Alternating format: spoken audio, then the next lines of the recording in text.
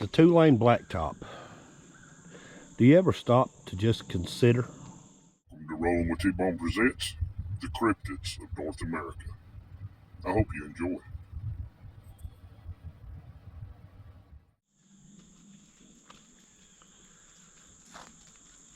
Sprawling across North America is the two-lane blacktop. They're the veins of our existence. They're the things that help us get from point A to point B. We drive on them thoughtlessly, going from place to place. But they're the veins that connect cities to towns, towns to villages, village to townships, states to states, all over the world. But what if I told you that in North America, there's one road in particular that has its own crazy legend that comes with it? Imagine, if you will, you're out late one night.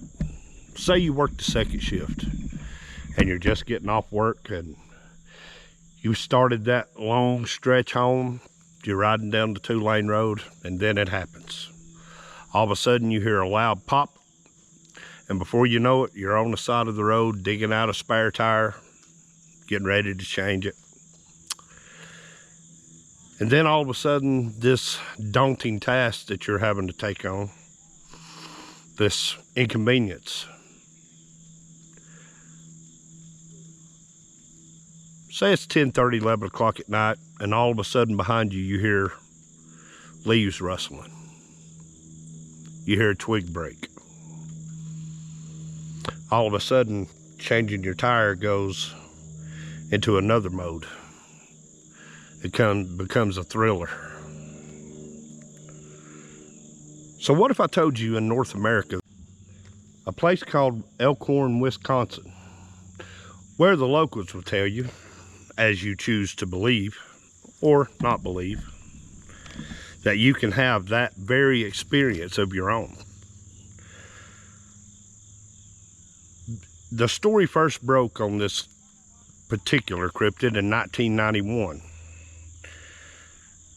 And it took it a couple of years to come out. There was a lady named Laura Dreasley, who says she was driving home in her convertible car about 1:30 in the morning. She'd been with some friends. And she says as she was going down this road, she saw what she thought was a man kneeling on the side of the road. And as she got closer, she soon realized it wasn't a man. In fact, she described it as a wolf-looking creature. Stories like that come from this road, and they've been going on ever since the story first broke, but it started decades before that. That's what we'll talk about. And as we talk about this, guys, keep in mind, I'm not trying to convince you of anything. I'm not trying to change your mind or change your beliefs for that matter. So, with that, ladies and gentlemen, mesdames, messieurs, senors and senoritas, wherever you're watching right now around the world, I present for your consideration one of the most iconic cryptids in North America, the Beast of Bray Road. Okay, guys, welcome in to episode 2, the Beast of Bray Road. I tell you, I learned in opening trying to shoot openings for these videos, and sometimes traffic just comes out of nowhere. But anyway, guys, yeah, the Beast of Bray Road. You know, this, I can remember the Beast of Bray Road story breaking in 1991. I can remember it happening in real time. I know I'm dating myself as to how old I am, but that's fine. The Beast of Bray Road was first reported to be kind of like a dog man. You know, then of course DNR and everybody else got involved. They were calling him a oversized coyote. They were calling him a gray wolf, and I know coyotes exist in the area in Wisconsin, but I don't know if the gray wolf does. So yeah, Elkhorn, Wisconsin, guys. You know, and as I said at the opening of this video, I hope I remember to say it. I had to go back and look, but I'm not trying to make you guys believe in anything. I'm not trying to change your perception of what's real, what's not real. You know, I'm not trying to make you do or believe anything. I'm just presenting all this for your consideration, and I'm not even, you know, putting up a lot of video clips of historical files or stuff like that. That's all, that stuff exists here on YouTube. All you have to do is just go search it out. You can find it very easily. What I'm doing with this series is I'm just presenting the what if. What if something could exist on one of these 2-lane blacktops that we travel around here? You know, I think back to some of the research that I did. There was the story broke, like I said, in 1991, and it happened Halloween night, 1991. A lady named Laura was on her way home, and she was in a convertible car. Or she was in her car, I'm sorry. She was driving down the road, and she reached down to change the dial on her radio, and she ran over something. Now, according to the way she reported it, when she ran over it, she said it was a big enough something that actually brought her tire off the ground on her car. So it lifted her car off of the ground when she ran over it. So she stops, gets out, walks around behind her car to see what she's ran over, and nothing's there. There's nothing for her to see. And then she says all of a sudden, coming out of the woods, running toward her, was this wolf-like creature. So she gets in her car, slams on the gas, right, going down the road. And she looks in her rear view mirror and checks her side mirror, and all of a sudden she realizes this creature is chasing her down the road, and it's running on 2 legs.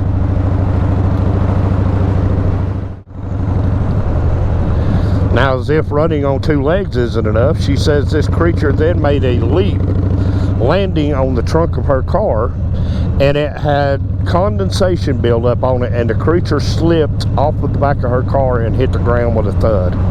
So she was able to escape it. The police records showed that there was long, deep scratch gashes in the trunk of her car. She was driving a Pontiac Sunfire. So, you know, something happened to her. There's a police report. Now, here's where the story gets a little bit tricky.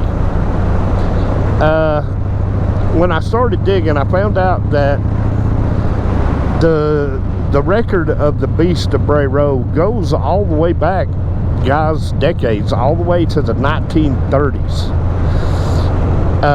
And we find ourselves at a place called St. Callita's School. It's a big school there in Wisconsin that housed a very famous person one time, Joe Kennedy's daughter. I can't remember her first name. I'll just call her Miss Kennedy, but she went to school there, and after a botched lobotomy, she ended up living in a house on the property, and she ended up passing away there. So that's just another one of them stories of Joe Kennedy and his kids. But yeah, now what happened, the way I read it there that night, this story, man, look at, not to squirrel up on you, but look at the leaves falling, changing. Man, autumn coming on in, fall getting to be nice, just cool.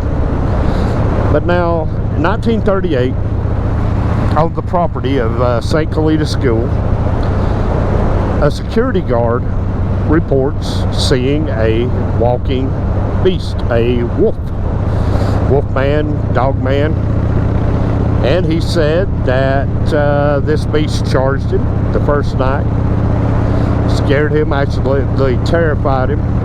It scared the security guard so bad that he prayed to God and turned his life over to God that night. and he saw it again the next night. So, you know, this cryptid, the Beast of Bray Road, that's a pretty bad cryptid to make you turn to God right as soon as you see him. And I would imagine I'm already saved, baptized, but I could imagine seeing something like that charging towards you. Yeah, it would make you turn to God real quick. But 1938, guys, all the way up to Dead Out Armadillo Landing Road. 1930, all the way up to today, 1938 until today, there are still reports being reported of the Beast of Bray Road. And man, you think about that. You think about 100 years or more of a creature that modern science says does not exist. And I'm telling you guys, if you want to watch footage, and this is one of the things I want to come from these videos. Like I said, I'm not trying to present, historical footage or anything like that. I'm just trying to make you guys ask, what if? And now, what if there is a creature like that on Bray Road, or not only Bray Road, but all, wolf men have been reported all over the country. And they go back as far as the Native American days, because the Native Americans never called them wolf men or anything like that. The Native Americans specifically called them skinwalkers. And according to Native American folklore, these Native Americans were the actual skinwalkers. They could transform into different animals, whatever they needed to at the time.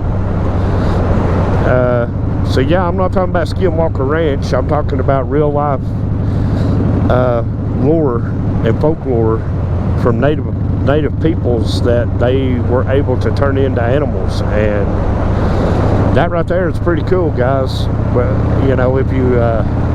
if you believe or not believe, but this country, and of course I've called this Cryptids of North America, and I'm only focusing on North America, which there's cryptids from all over the world, but we've had a fascination with werewolves in this country that goes all the way back to the black and white television movie era, where a guy named Lon Chaney dressed up as a werewolf, and he was the first person to ever transform into a werewolf live on screen at your movie theater.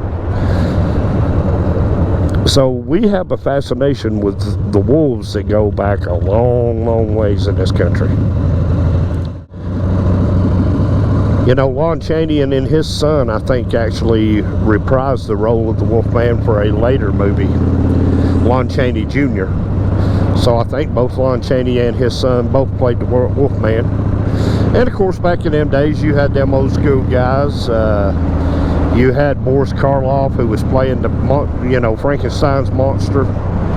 Just a fun era. And man, with Halloween coming on, I hope you guys are watching some of these old movies, and I hope you're watching some of these documentaries where they're discussing the cryptids of North America and the rest of the world.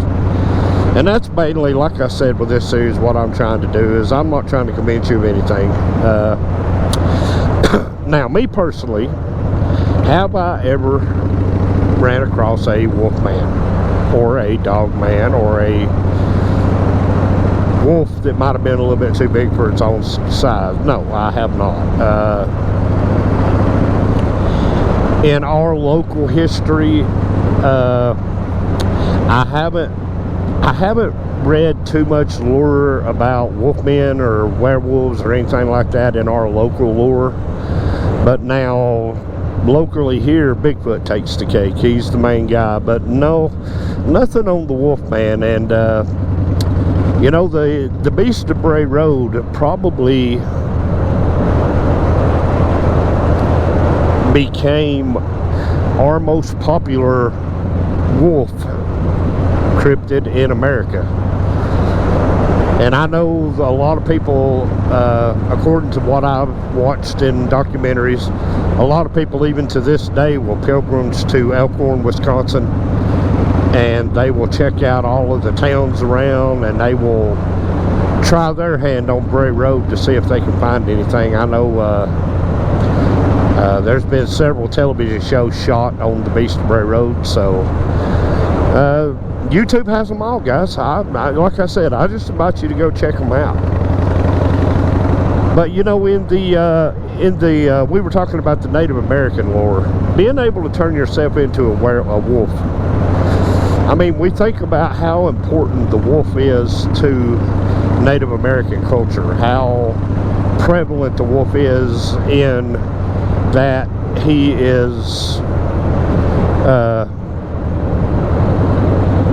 on the arts, on the decorations. Wolves and eagles are prevalent everywhere.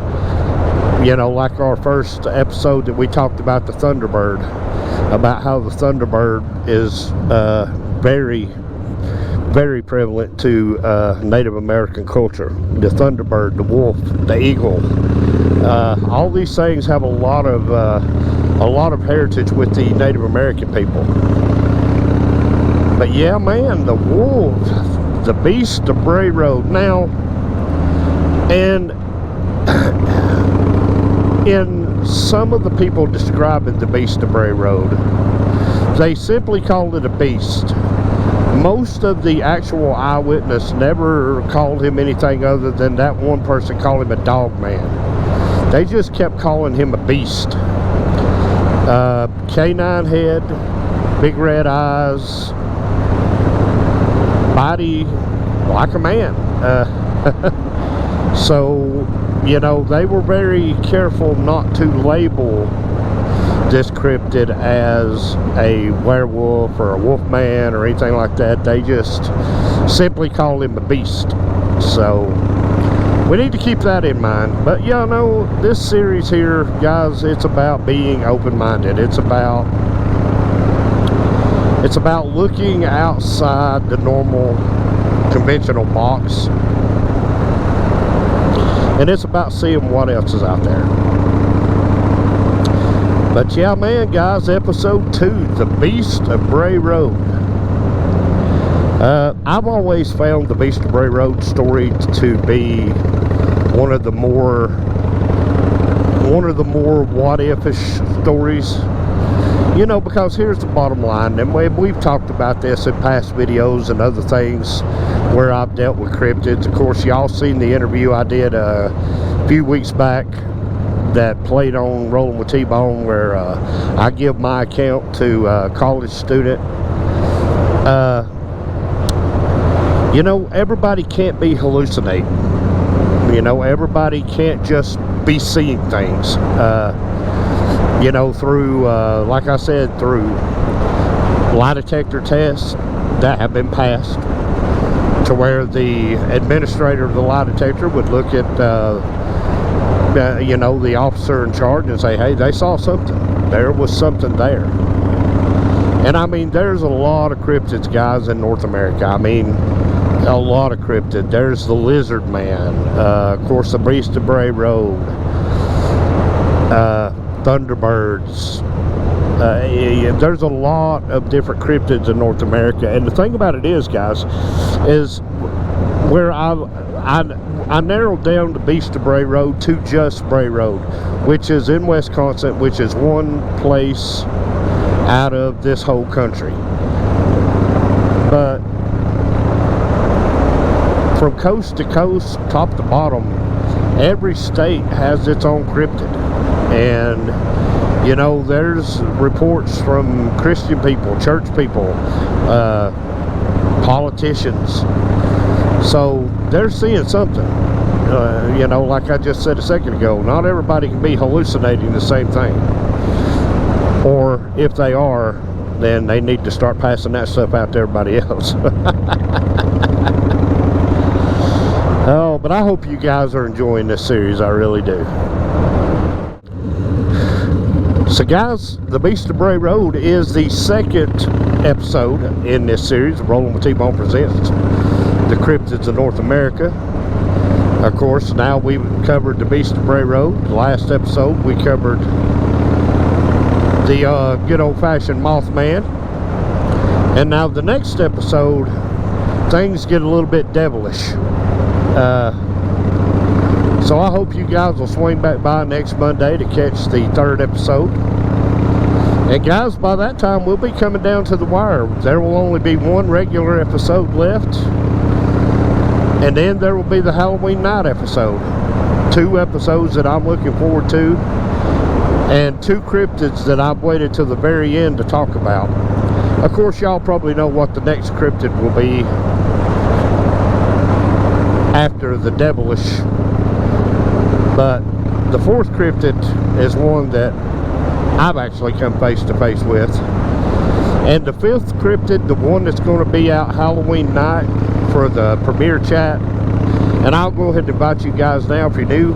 Keep in mind that Halloween night, if you come into the Halloween night episode of Rolling with T-Bone Presents Cryptids of North America, you will get to see all of the cool people who are members of my channel. You can hang out with us in the chat and maybe talk about some of your cryptid adventures, things that have happened to you. I know it always don't have to be cryptid. I know some people have dealt with paranormal stuff. But yeah, guys, that'll bring us down to the wire. I'm excited, so I hope you guys are having fun with this series. I know, like I said, I'm not doing a ton of video clips and showing different clips of people and interviews and stuff like that. Like I said before, all that stuff exists right here on YouTube if you want to go find it. And I hope you do. I hope that you don't just stop with my video here. I hope that this sparked some kind of curiosity in you, where you start, you know, doing your own research, checking them out for yourself, seeing what's out there, learning about these cryptids. And if nothing else, just do it for pure entertainment value, because I have been in this rabbit hole now. Like I said the other day, I've been in this rabbit hole for several months now, so I'm having fun with it. It's a rabbit hole that I'm happy to be in, because it's a subject that I have donated a lot of time to. I've dedicated a lot of my time to these cryptids and watching them and studying them and learning about them. But I tell you what, guys, I think we're going to say episode 2 is in the bag. The Beast of Bray Road. I did, before I go, let me elaborate on something. Let me get technical with you. I did a live a few weeks ago that did not post for whatever reason, where I talked about some of the changes that's coming with the evolution of Rolling with T-Bone. And one of the things is, you'll notice that the Forgotten Angels logo is gone. I'm not sure if my logo's still there or not, but I learned in leaving these logos up on the video that it really limits what I can do with the video. So I'm not pulling my support for Forgotten Angels or anything like that.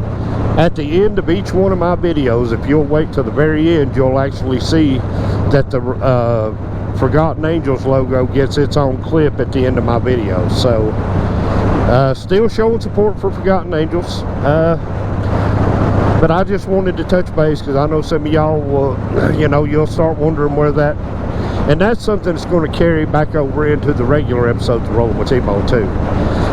And in that live, I had talked about changes that were coming. The opening for Rolling with T-Bone is going to change.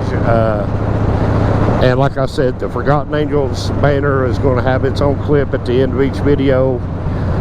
That way I can free up the video to add what I want to add. If I need to add something on the fly, I can add it and not have my U-cut telling me that I'm out of room and I can't add nothing else. So, you know, we're evolving. That's kind of where we set out a few weeks ago when I started taking a break from YouTube and preparing to get ready to do this series right here. It was about evolving YouTube, or not YouTube, but Rolling with T-Bone on YouTube. So that's kind of where we're at, guys. But if you're new here and you just found us tonight, welcome in. I'm glad you're here. I hope that this video was fun, and I hope it opened your imagination up and you go check out a few. But I will say this: if you like what you see and you decide that you want to check out more, that is the way I recommend you find out. Go watch some of my older videos. Make sure that I'm right for you. And if, and only if, you think I'm right for you, consider hitting the subscribe button and joining the Rolling with T-Bone crew. I normally put out content every Monday night at 7:30. Sometimes I do have special Thursday episodes, not all the time, but sometimes. But if you are new here and you want to do that, I would be very cool. Then remember to hit that like, subscribe, and share. Hit that notification bell. And guys, until next week, y'all take care of yourselves, take care of each other, and hey, thanks for watching.